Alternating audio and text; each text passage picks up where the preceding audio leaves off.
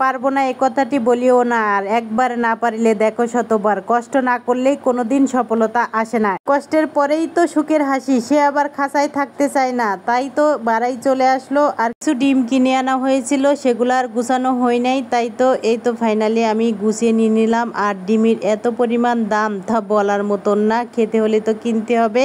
এই তো গুছিয়ে ফ্রিজে রেখে দিলাম। আর সকালের নাস্তা খাওয়ার জন্য এখানে আমি ডিমের অমলেট করে নিয়ে নিচ্ছি। আর সাথে হোটেল থেকে আমি কিছু পরোটা কিনে আনছিলাম, আর বাসায় ডাউল ছিল।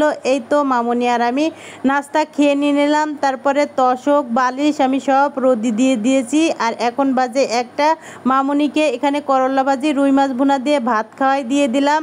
আর এই তো এখন বাজে 1:30, মামনি যাচ্ছে স্কুলে পরীক্ষা দেওয়ার জন্য। আর এই তো সামনে সে শুয়ে পড়েছে।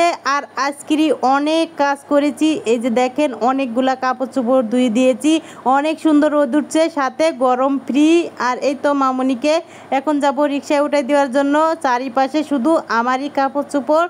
আর আজকে দেরি করা লাগে নাই, সাথে সাথে মামনি রিক্সা পেয়েছে, তাকে আল্লাহ হাফেজ বলে দিয়ে তুই এই যে আসতেছিলাম। আর সে বেচারি কিন্তু ঘরে যায় নাই, আমার পিছন পিছন ঘোরাঘুরি করতেছিল। আর এই তো তোশকটা ঝেড়ে নিয়ে আমি ঘরে আসলাম, এক তুড়িতে বিছিয়ে নিয়ে নিলাম, সাথে বালিশগুলোও নিয়ে আসলাম।